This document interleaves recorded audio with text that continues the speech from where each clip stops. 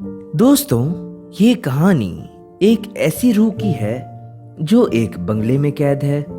वह अपनी आखिरी इच्छा व अधूरे काम पूरे करने के लिए उस बंगले से मुक्त होना चाहती है, लेकिन एक अनोखी तांत्रिक शक्ति की वजह से वह रूह बंगले से आजाद ही नहीं हो पा रही। अब पता नहीं वह रूह किसकी है, उसकी आखिरी इच्छा क्या है और वह उस बंगले से कैसे आजाद होगी। ये सभी बातों को जानने के लिए जुड़े रहिए मेरे साथ आपके अपने podcast channel the Aman Gupta show पर। धन्यवाद। मैं आप सभी का आज की कहानी में स्वागत करता हूं। तो दोस्तों, आज की कहानी का शीर्षक आत्मा है और आपको ये बात जानकर बहुत ही ज्यादा हैरानी होगी कि आज की कहानी के किरदार का नाम भी अमन ही है। अमन एक सपना लेकर मुंबई आया था। तभी वह 24 साल का था। उसे मूवी डायरेक्टर बनना था। इसके लिए अमन ने विदेशी फिल्म अकेडमी से डिग्री भी हासिल की थी।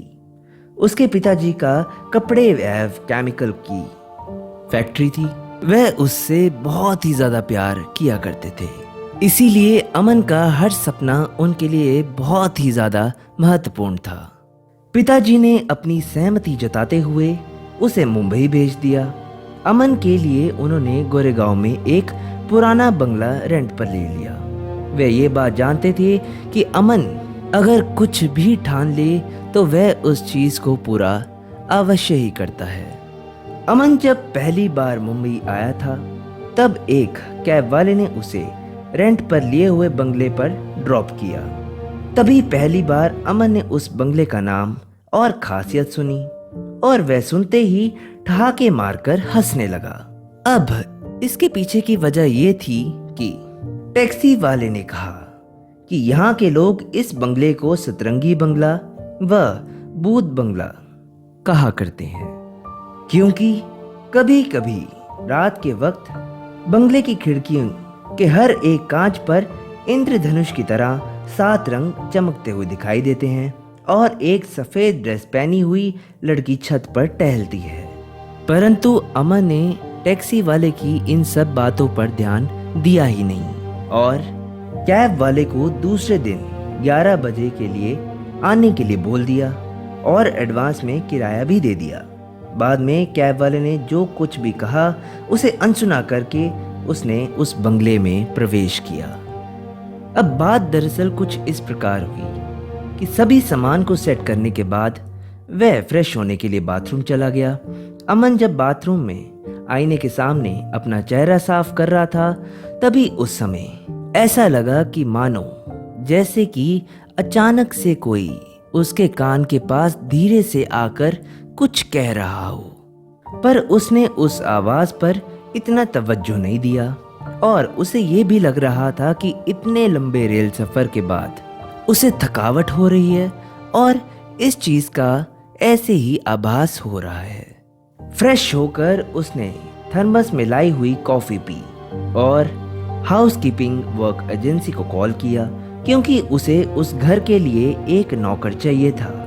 हाउसकीपिंग एजेंट ने बोला कि कोई भी स्थानीय व्यक्ति आपके बंगले में काम करने के लिए तैयार ही नहीं है, क्योंकि स्थानीय लोगों का मानना है कि उस घर में एक लड़की की आत्मा है।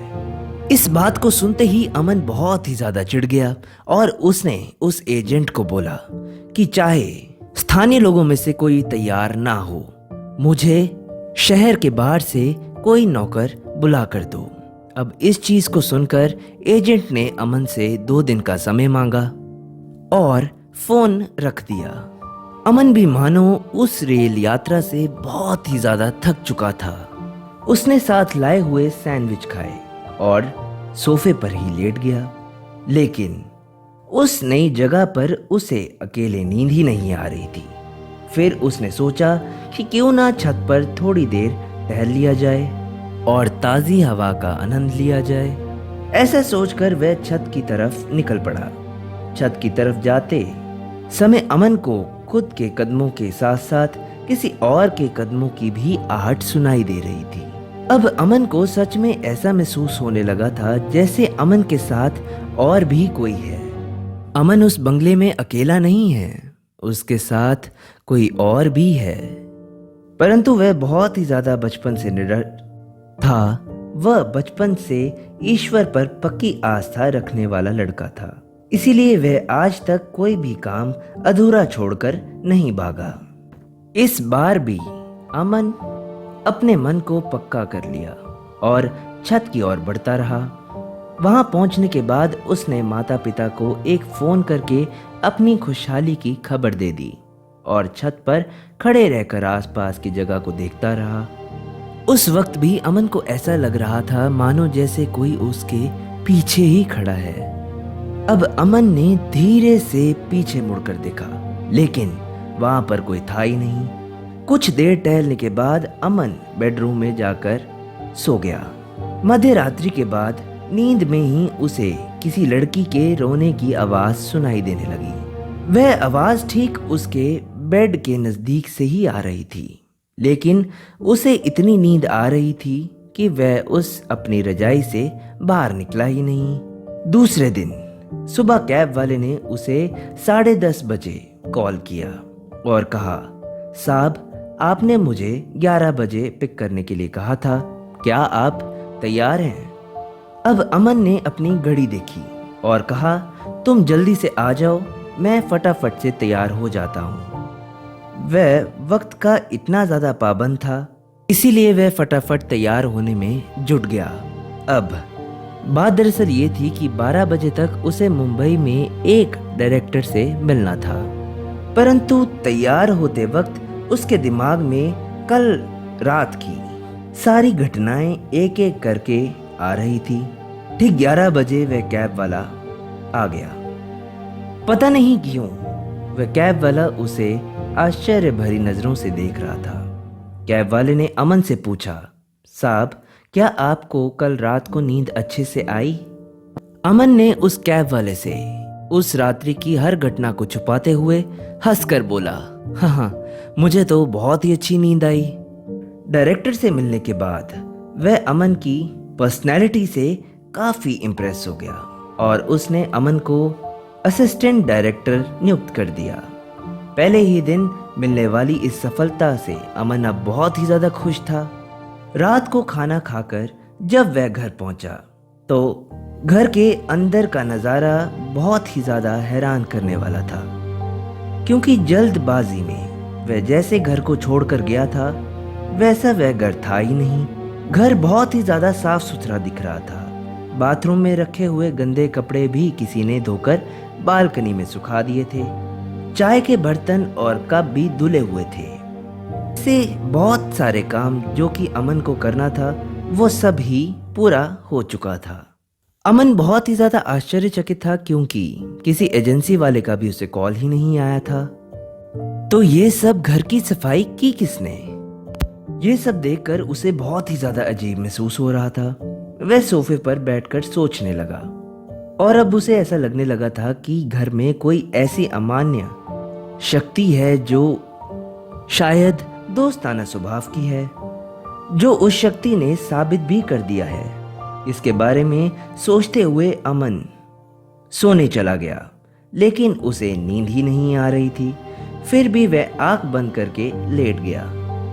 अब मध्य रात्रि के समय में उसे फिर से वही लड़की की रोने की आवाज आने लग गई और उसको ऐसा आभास हो रहा था कि मानो जैसे कोई उसके बेडरूम में ही है।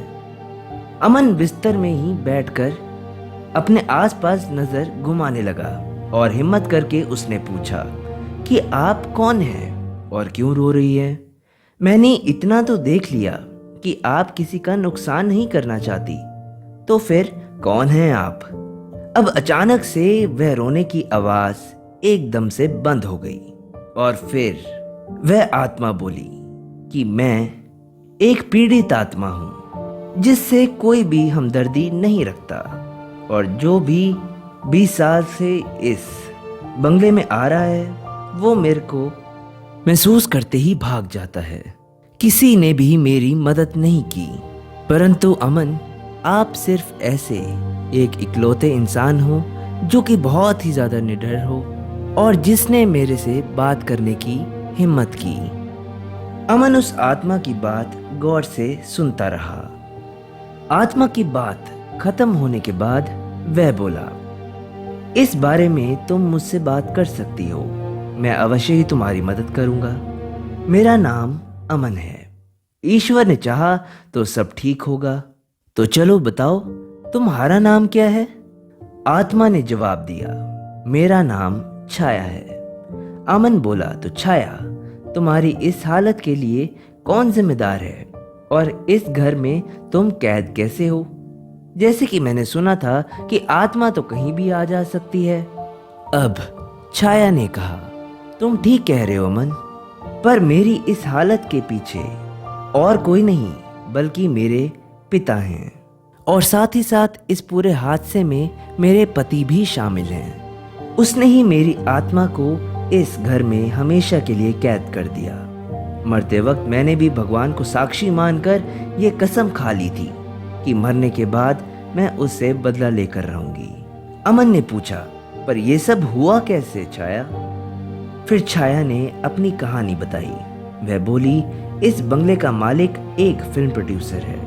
मेरी और उसकी मुलाकात एक नेता की बर्थडे पार्टी पर हुई थी और धीरे धीरे उसने मुझे अपने प्यार में फंसा लिया था। मुझसे शादी कर ली और मैं भी उसके प्यार में इतनी ज्यादा अंधी होगी कि मुझे कुछ पता ही नहीं चला।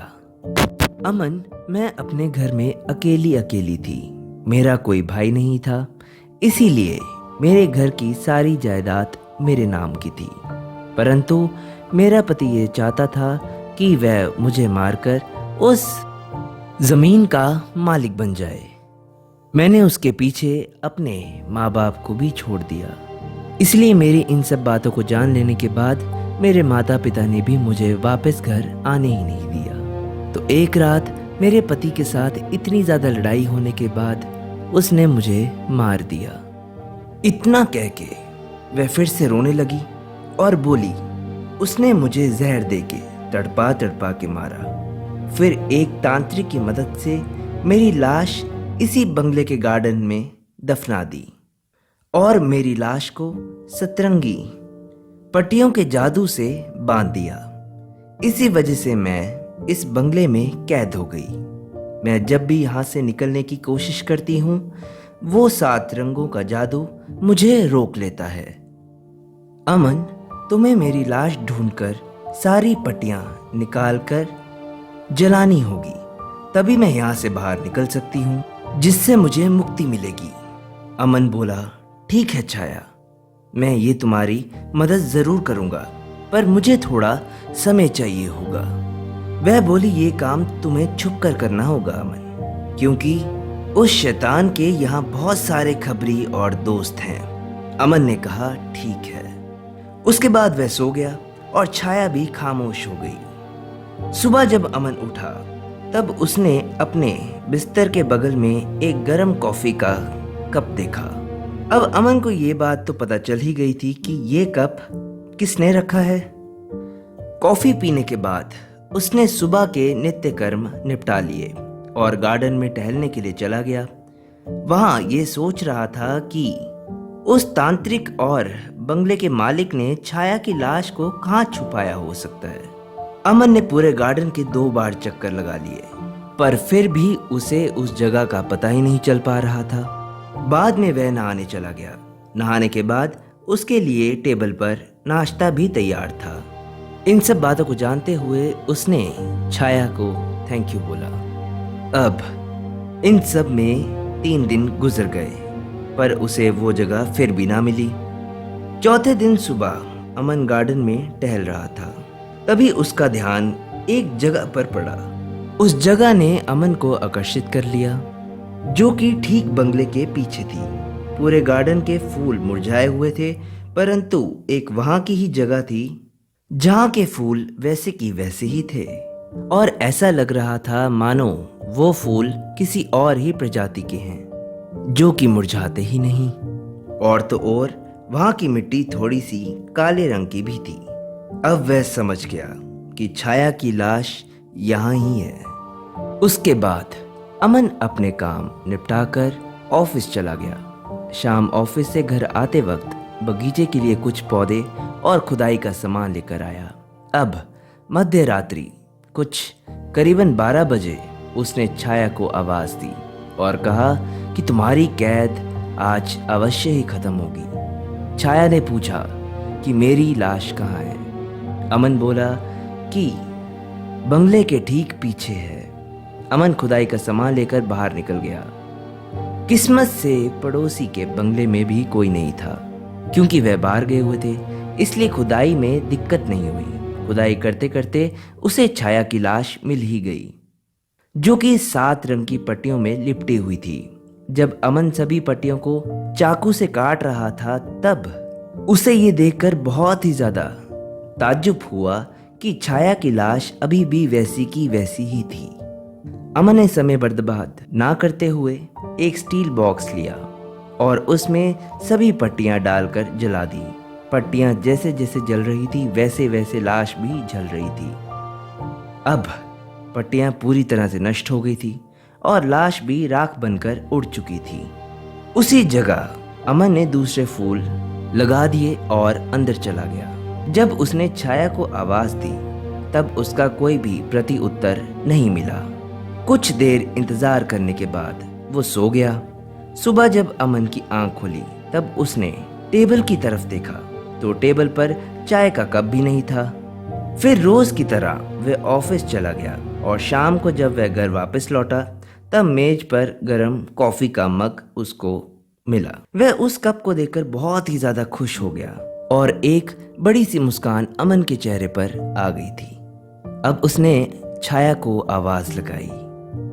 इस बार उसके असली रूप में छाया अमन के सामने आ गई और अमन को धन्यवाद किया। कहा कि उसने अपना बदला पूरा कर लिया है और आज पूर्णिमा की रात को उसको मुक्ति मिल गई। फिर अमन ने एक ठंडी हवा का झोंका महसूस किया और छाया 7 रंगों के जादू से हमेशा के लिए आजाद हो गई। और अमन के कान में उसने आखिरी शब्द कहे, धन्यवाद अमन, ईश्वर तुम्हारे हर सपनों को पूरा करे। तो दोस्तों, यही थी आज की कहानी। आशा करता हूँ कि आज की ये कहानी आप सभी को बहुत ही ज़्यादा पसंद आई हो। आने वाले मेरे सभी पॉडकास्ट को सुनने के लिए जुड़े रहिए मेरे साथ आपके अपने podcast channel the Aman Gupta show पर। धन्यवाद।